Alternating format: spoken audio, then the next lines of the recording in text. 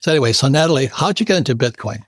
Sure. So for me, it was actually a really interesting journey that I think really has to date back to my humble beginnings. I was raised in a communist country, or I was born into one. My parents were raised in Poland. And so they dreamt of coming to the United States for the American dream and the economic opportunity here. So they left when I was very young. We were able to come here, move to the Chicago area, and they started over. They learned the language. They asked for nothing. They expected nothing from the government. They just wanted a chance. Hello, Robert Kiyosaki, Rich Dad Radio Show. I'm broadcasting from beautiful Scottsdale, Arizona, where it's either heaven or hell. And right now it's heaven. It'll soon be hot as hell. But anyway, our guest today is Natalie Brunell. She's the author of the book called Bitcoin is for Everyone. And the reason I wanted Natalie on board here is I'm the old guy. You know, I'm up there with Warren Buffett and Peter Schiff and myself. And Buffett and Schiff, they talk badly about Bitcoin. And I think that's really stupid personally. I'll say that publicly. Why would you be against Bitcoin?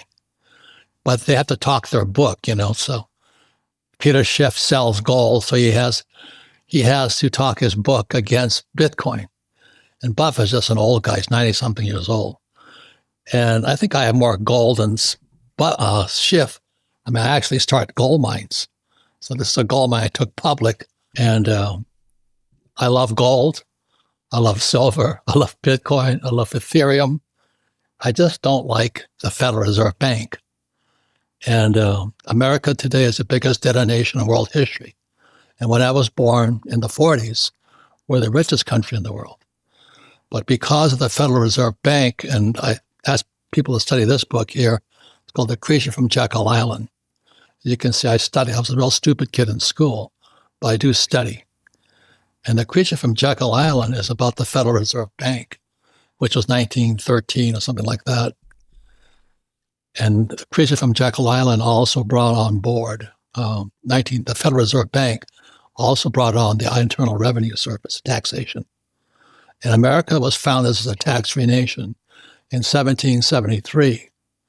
As you know, it was called the Boston Tea Party. And we revolted against taxes. And if you study the Communist Manifesto, Karl Marx, who was an intellectual, said that the object of communism was the abolition of private property. Labor unions, workers of the world unite, and taxation. And what Marx said was that taxation was essential for the spread of communism. So when the Federal Reserve Bank was kicked in, the creature from Jekyll Island, it was communism taking over America. That's how I see it. I'm a U.S. Marine. I went to military school. I fought against communism in Vietnam twice. So I'm very much anti-communist. I just don't understand why guys like Schiff and Buffett would have to downplay Bitcoin, because the real enemy isn't Bitcoin. The real enemy is the Federal Reserve Bank and our Treasury that prints fake money. And now America's the biggest debtor nation in world history. That's the problem. So our guest today is Natalie Brunell. She's infamous for Bitcoin. And I love what you're doing, Natalie. And I have lots of Bitcoin. I've made millions off of it. I got started real late, though. I got started at 6,000. And so I'm still doing pretty good. I'm still in the money out there. So anyway, welcome to the show, Natalie. Oh, thank you so much for having me. This is quite an honor. You did very well on Bitcoin, and it just goes to show you how open-minded you have been, because I think for so many people, the ego gets in the way. They heard about Bitcoin. They could have bought it, much cheaper. And it does take a little bit of unlearning what you think you know, especially about the financial system, which you've done such a great job throughout the years educating the public on. The enemy is the Fed and the U.S. Mm-hmm. And we have a president today. I wrote 2 books with him, named Donald Trump. He and his sons, who are friends of mine, Don Jr. and Eric. They're very pro-Bitcoin. And so every time Schiff gets on television, Schiff's one of the smartest guys I know. I mean, I've never debated with him because it'd be a waste of my time. He's very smart. But he just hates Bitcoin, and so does Buffett. And if they treated it like any commodity trade, they'd be okay. I made millions. I bought I wish I bought it at $6. I bought it at 6,000, but I'm still in the money. So anyway, so Natalie, how'd you get into Bitcoin? Sure. So for me, it was actually a really interesting journey that I think really has to date back to my humble beginnings. I was raised in a communist country, or I was born into one. My parents were raised in Poland. And so they dreamt of coming to the United States for the American dream and the economic opportunity here. So they left when I was very young. We were able to come here, move to the Chicago area, and they started over. They learned the language. They asked for nothing. They expected nothing from the government. They just wanted a chance. And really, it was a self-sacrifice so that their children would have a better life. So I grew up watching them work really, really hard. And I went off to college, and the great financial crisis hit. And just before I had gone to college, they were finally able to achieve a modest version of the American dream, purchase a small townhouse outside of the Chicago. And then the great financial crisis hit, and they lost everything, and they had to file for bankruptcy. And so I graduated into that recession in '09 thinking, well, this system is very unfair and broken. All the bankers are getting bailed out, and people like my family are losing their home that they worked so hard for, played by all the rules. And that's when I knew something was wrong. I could recognize that there was a problem. And I went out into the world as a reporter to pursue a career in journalism. And I was reporting on so many of these issues and symptoms that were ultimately rooted in this broken financial system, but I didn't know it at the time. So I was reporting on the increasing cost of living and the growing fragmentation, the political polarization, and people just feeling so frustrated that they're working harder than ever, but they're not able to afford what a generation or two ago was much easier.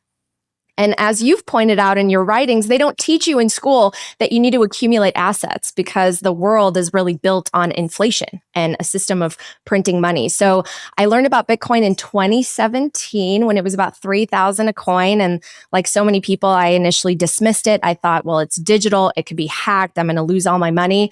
But I went on a years-long journey of really studying the financial system to come to the conclusion that Bitcoin is the best form of money that has ever existed. The hardest form of money. It improves on the properties of gold. And I think it will be the base layer for our economy going forward as the base layer of capital that we can build on to have a more fair system that offers opportunity to more people. You sound very much like a Bitcoiner. Being an old guy like Buffett and Schiff, I have tons of gold, I have tons of silver, I have Ethereum, I have Bitcoin, and I just don't like the Fed. And the Fed is communism, centralized banking, anything that's centralized. So the real problem is our banking system, because right, and it's the thing that none of us are taught. It's the thing that no one understands. That's why I tried to break it down as simply as I could in Bitcoin is for Everyone, kind of describing how this banking system actually works and why the fact that we can print money out of thin air, that destroys our purchasing power. And to your point, since the Federal Reserve was established in 1913, the dollar has lost 99% of its value. And so people are struggling and they don't really know why. And I think they're putting the blame on the wrong things. And that's what makes me actually the saddest, is to look out and see how politically charged everything has become, and people actually craving the type of government that my family fled, that offered no opportunity, that removed the ability to own private property. We're seeing it right now happen potentially in New York City, right? But instead, we need to point at what you said. It's the financial system that's to blame, and we have the opportunity to fix it. And I think if Bitcoin didn't exist, I would be the hugest gold bug. I really would.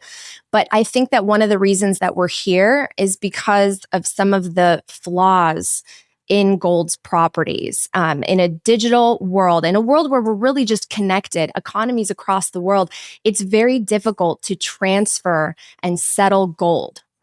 You have to verify that it's actually there. I mean, has anyone audited Fort Knox, for example, right? You can't just send it across the world in a matter of seconds and have it actually settle. But with Bitcoin, you can. And that's why I think it's a great comparison to say Bitcoin is like digital gold, because it takes the properties that ultimately led to papering over gold led to the fiat system. Just trust us. We have it in our reserves, but we're going to paper over it and obscure it. And now all of a sudden we're in this world of fractional reserve banking where you have no money actually backing our currency, nothing of actual value. We don't have a gold standard.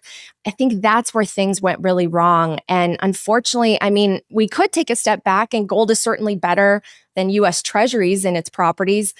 But we live in a digital world, so I think we need something digital as a form of capital and as a hard asset going forward. Well, spoken like a true Bitcoiner, I have it all. I don't know why people. I started my own gold mine, and I took it public, and it's called capitalism, and I've made frickin' millions off of it. So why don't everybody do that? I don't understand. So I talked to Bitcoiners, and Bitcoiners don't invite me to their conferences, because I own gold, silver, Bitcoin, Ethereum. And I'm going, you don't have to make one right, other one wrong. Each one has a different value system. I'd be buying silver up to yin yang. I own lots of silver. I started silver mines. And silver is going to make the biggest jump ever. I think today's around $80. And it's going to jump to maybe 200 in the next 2 years. So I'd rather play that than make gold or silver or Bitcoin or Ethereum right or wrong. I just play the game. So that's why every time I talk to Schiff, he was trying to sell me some gold cufflinks once. I'm going, give me a break, Peter. Gold cufflinks may be gold, but they're not liquid. At least a Krugerrand is liquid. I can take gold and spend it anywhere. But I don't know why people make something right or wrong. Want to own it all. That's my point of view. So that's why I invited you on this program, because you speak for a generation that's a lot younger than mine, and the boomers are in serious trouble, because when this stock market crashes, the S&P 500 crashes, the retirements are shot. And Natalie, what I've been saying, which I'm not very popular for it, because these financial planners, they say the 60-40, 60% stocks, 40% bonds. I go, and the Japanese and Chinese are dumping our bonds. Wake up. So that's why I'm very happy you're part of this program. And for the younger generation, I just ask people to keep an open mind. Each has a strength and a weakness. So, if I could take a Bitcoin mining company public, I might look at it. But I only make money when I go public. And very few people can do that. So I don't talk much about that. Anyway, so when we come back, we'll be talking to you more about why you like Bitcoin so much, but also be aware that I'm very anti making one right or wrong. Each has a strength and a weakness. And today, silver, in my opinion, is $70, going to 80. And I think it's going to go to 200. So Bitcoin, everybody says, is going to 2 million, like Sailor. He might be right. But anyway, I think Bitcoin's a fabulous way of getting rich. So we come back, we'll be talking more to Natalie Brunell. We'll be right back. Let me speak directly to you for a moment, because if you have been paying attention, you know this economy is not healthy. Debt is soaring, the dollar is losing strength, and the AI stock bubble is inflating so fast that even Wall Street is warning investors to slow down. While that happened, gold and silver broke all-time records. Gold over 4,300, silver doubling past 60. Markets do not move like that unless something deeper is shifting under the surface. That is why major banks like Morgan Stanley now recommend putting up to 20% of a portfolio in the precious metals. They see the same risk I do. The question is not whether the system will shake, it's whether your retirement can survive. My audience has been treated well by Priority Gold. They have thousands of 5-star reviews, and Forbes ranks them as their top gold IRA partner. In a fragile economy, trust matters. Their gold and silver info guide walks you through 3 simple steps to add gold and silver to your IRA or 401k, tax and penalty free. And the free, no-pressure portfolio review will show you exactly where you stand heading into 2026. No guessing, just clarity. Call 866-703-9895 for your free guide and review. That's 866-703-9895. Or take out your phone, open a text message, type guide, and send it to 24999. Again, guide to 24999. Prepare now. Waiting has never protected anyone. Welcome back, Robert Kiyosaki, the Rich Dad Radio Show. Our guest today is Natalie Brunell. She's a troublemaker. She's one of these Bitcoin advocates who's making old guys like me look bad and all this. And we're talking about why, I'm not talking about her, but why do people like Schiff, who's my age, and Buffett, who's my age, they make Bitcoin wrong and gold and silver right, and Buffett makes bonds right. And we have a president who is my friend, Donald Trump. We wrote 2 books together, and he's called the Bitcoin president. So the world is wide open right now. And in my opinion, the big problem is the Federal Reserve Bank. There's a book called The Creature from Jekyll Island. I suggest people read it. You understand that communism is based on centralized banking. And we're communists. So we have a frickin' Nazi communist as mayor of New York City. Why does that happen? Because when you print money, inflation goes up. And today, the people, the young women, Natalie, I was watching how did this guy, what's this, Mondami or whatever his name, get elected?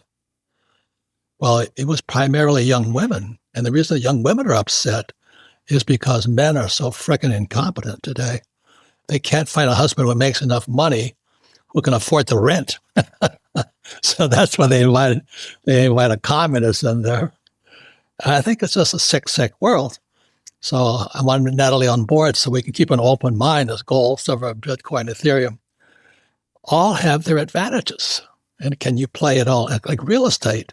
I own tons of real estate, but real estate is debt. I'm $1.2 billion in debt. There's so many opinions out there. So I wanted Natalie to speak about Bitcoin because she's making big waves out there. She's a troublemaker. So welcome to the program, Natalie.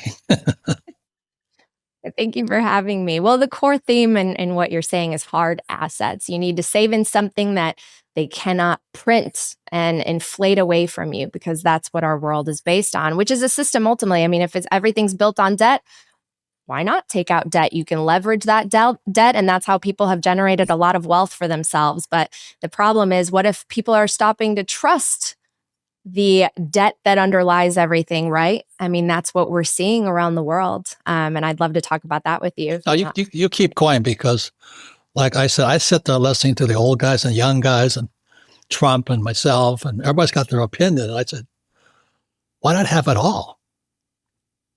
Take one right or right. Yeah, well, I know a lot of people are turning back to gold, turning to silver. All of these are performing very well. And I think if you zoom out, the big picture is really important. I think that we're moving from a world that relied on this one trusted reserve asset tied to a sovereign nation, which, by the way, is an IOU, paper promises. We're moving from that to a world that increasingly prefers neutral settlement again, because trust really has broken down and the system is getting more political and more Every fragile. time you print money, the rich get richer and the poor and middle class get Right. poorer. So who was the guy, Thomas Jefferson, who said, if you allow a central bank, which the Fed is, which from Jekyll Island, that children will wake up homeless in the land that their parents fought for. So way back when, Thomas Jefferson, because they tried central banks before, and the Fed is a central bank, which is communism. And I think Jefferson also said paper is only the ghost of money. It is not money itself, right? It's just a promise. But it's an IOU. I love debt, because I use debt to buy money, buy assets. Now that buy real money. So anyway, what advice do you have for the old guys like me? Well, I mean, I certainly think that everyone should embrace Bitcoin. That's why I wrote this book. The first half, you might be surprised that despite this title, the first half is not even about Bitcoin at all. The first half is about why you need to own assets, what inflation really is, how the Federal Reserve Bank works, how the banks print money. And I think it's just a really core introduction to money itself and why we aren't able to save easily anymore, and why people complain today, right? They're working so hard, but they need 3 jobs and a side hustle to afford the house that the parents could afford on just one income. So my book breaks all of that down. And I think that we are just in this really transformative shift globally. I think for a long time, markets behaved like capital and liquidity were the main constraints. But I think the constraints now are becoming physical again. They are commodities, their energy, their industrial capacity, their supply chains. And those are the things you can't print. You can't print energy. That's what makes Bitcoin so great, because it's backed by energy. And you can't print time, the time that it takes to make, all the things that we actually need. You can make money out of thin air. And that's why I think hard assets are not just an inflation hedge. That's not the only story. They are really a geopolitical hedge, and they're a necessity now. Hold on. And we know that the fiscal burden. You're speaking above the language of my crowd.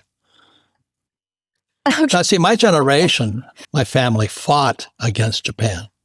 That's how, our family was put in concentration camps in California. And we fought against we fought to liberate the Jews of Eastern Europe, to get them out of Dachau and those guys, and Bucharest, those guys. So history proves we don't learn from our history. But the Japanese, they save cash. What message does Natalie Brunell have to these idiots, highly educated people who are saving US dollars for the long term? Well, they're like a melting ice cube. And I can relate, because that's what my family did for so long. And that's why my family really fell behind, because it wasn't a thing back in Poland to invest in the stock market. And most of them didn't own property because they grew up under communism. So here, we think we exist in a capitalist system, but we really don't. I mean, you've made so many of the great points already. We have a central bank that controls our money and destroys our purchasing power. And so the average person, if they're saving in dollars, and not only that, if you save money, it's like icing. Peter, what's a sailor? What's his first name? Michael? That guy's a smart dude, man. Yes. He makes it so crystal clear. And it was him and a bunch of other guys turned my head into Bitcoin. I go, okay, I got it. But I have to keep, what they say, human mind is like a parachute. The mind only works, and the parachute only works when the mind's open. And a lot of people are so close to Bitcoin. Like I was being told, why'd you invest in Bitcoin? Because I made $6 million last year. Oh. But they would rather save dollars because they're so old and stupid. Yeah.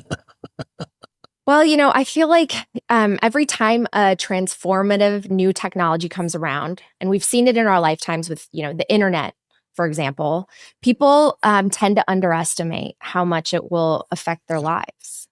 And I think it's natural to be resistant to a new technology and a paradigm shift. I think that it's actually a good thing to be kind of skeptical and ask the right questions. But at some point, I think that you have to open your mind and realize that the world is changing. The world is already, it's changing faster and faster exponentially with things like advanced technologies like AI, for example. You have to realize that dollars might not be the currency forever. We've seen multiple nations' currencies once serve as the global reserve, and then there was a shift and we moved to something else. So I think it's really important to. It's even worse than that. This AI is going to cause more unemployment. UPS fired 40,000 people. And people still say to their kids, oh, go to school, get a safe, secure job, and save money, and buy U.S. bonds. I mean, how stupid are you?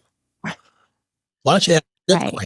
Right. And I think they're increasingly going to be wanting the handouts from the government, asking for things like universal basic income, because we're effectively marrying people to the state now, relying so much on the public sector when really all true value and wealth is created in the private sector. But also, Natalie, you have a head start because you came from a former communist country. And now it's called the European Union. Germany is going bankrupt. England's going bankrupt. Japan's going bankrupt. China's going bankrupt. And we're still saying to our kids, and AI is coming on, and we're still saying, hey, go to school so you can get a safe, secure job. when they're firing thousands of people today. I mean, it's so stupid. Yeah. I can't believe it now. I know. And I think that it's something that you really have to take into consideration. Like, what kinds of jobs are AI proof, right? Because the world really is shifting fast. And I think we're going to see more robots and AI applications that are really, really taking a massive chunk of the labor market. And what are those people going to do? And what types of people are they going to want to elect, right? And they probably don't own assets, because we've seen that there is a massive concentration in who actually owns assets in our country and who benefits from the inflation that we've seen. So, I mean, that's one of the reasons why I felt so passionate about something like Bitcoin, because there are a lot of great assets out there that can generate wealth. But as far as ones that are truly very accessible to the average person around the world, I think Bitcoin is up there, if not the top one, because you can start to accumulate just a Satoshi at a time, just a little bit at a time. You can't buy a fraction of a beachfront property in Miami. I'd love to, but I can't. Like I said, I started buying Bitcoin at 6K, 6,000. Yeah. And I remember my friends saying, that's stupid, it's so high. Well, today is retraced back down from like 120 to 90. I'm still in the money. And I've made so much money on Bitcoin. And so I really don't understand the old guys and old thinking. So one last thing I'm going to ask you is, how much do you remember of growing up in a communist country that's now called the European Union? Well, I was very young when we moved, so I rely a lot on the stories of my parents, some of which I share in Bitcoin is for Everyone. And the picture that they've painted for me of the way that they grew up is really a dark one. There were food lines, and my mom says that when I was very little, she was waiting in line for meat, for example, and when she got to the front, there was nothing left. And so I started to cry, and then she started to cry, and the woman in front of us turned around and shared some of hers, which she obviously didn't even have enough for her family, but she was moved to share some of what she had with us. I mean, this is what communism gives you. There's a total control over resources, a misallocation of them across the board, and scarcity that results. So, my mom always said she had money and there was nothing to buy at the store. Well, that's why I think, coming from a communist country, like I have friends who are Cuban, they ran from Cuba, and they're so anti-communism, yet American kids, their wokeism, and we're teaching communism. It's just really sad. Well, and there's this spin on it, right? Mamdani said it himself in New York, the warmth of collectivism, that we have to take care of each other.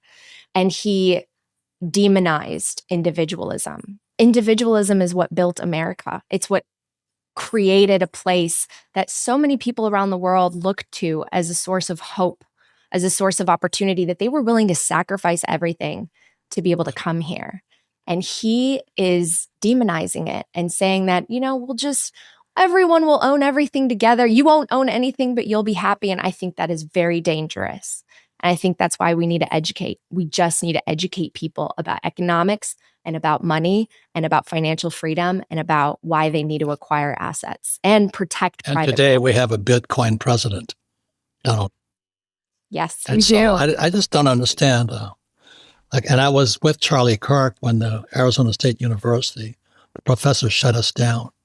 And while most people don't realize that Marx is very much like a college professor, they think just because they have a college degree, they're better than you. And you and I know, those these professors, they can't even tie their shoelaces, much less tell us how to live our lives. So Natalie, you keep up the good work, because we need young, beautiful, powerful, articulate women like you leading the charge. And thank you for being on the Rich Dad Show. Show us your book again. Well, thank you so much for having me. It's truly been an honor. Thank you for the work that you do to educate people. I hope everyone checks out Bitcoin is for Everyone. Again, half of it's not even about Bitcoin, but you may be pleasantly surprised that your views change on We're on Bitcoin. the same team on that one, boy. The real problem is communism. Thank you, Natalie. when I come back with a final word from Rich Dad. So again, thank you, Natalie Brunell. Get her book, Bitcoin is Free.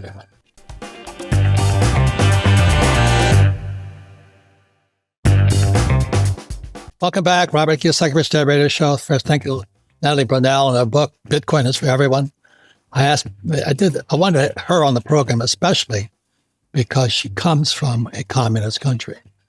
And like I said, my friends who are Cubans, they hate communism. And now one's a mayor of New York City. And a lot of that's because we have no financial education in our schools. And the gap between rich and poor is getting wider. And the reason the gap gets wider is because when you print money, inflation goes up. So guys with real gold, silver, and Bitcoin doesn't make any difference. They go up in value. But if you're holding, but also what goes up is chicken, eggs, and French fries. So the gap gets bigger. So that's why I wanted Natalie on board. Just FYI, a couple of announcements. I'll be at the VRIC. This is in the Vancouver Resource Investment Conference. It's on January 25th and 26th. If you want to find out about gold and gold mining, I started as a gold miner. I own tons of gold. And the other one I'll be at is in Charlotte, North Carolina, February 3rd. It's called Aspire, ASPIRE. It's for those of you who want to, increase your financial education. So I'll be speaking at that. I'll be speaking in Vancouver Resource Investment Conference. And I'll also be speaking for real estate on the Real Estate Guys Cruise. So those are the things I'm going to speak at. I like real estate because I use debt and I don't pay taxes. I mean, what is easier than that? What is so hard about that? And all these people all live debt-free. It was a Dave Ramsey. He's a friend of mine, but he also says live debt-free. And his advice is good for most people who are fucking stupid. If you don't know how to use debt, don't use it. But I had to learn how to use debt, which is what I have the cash flow board game for, to teach you how to use debt to make more money. Nothing's right, nothing's wrong except being stupid. So again, thank you to Natalie Brunell. I'll be at the VRIC coming up, Vancouver Resource Investment Conference. I'll be on the Real Estate Guys Cruise. And then also in Charlotte, North Carolina, February 3rd, Aspire Tour.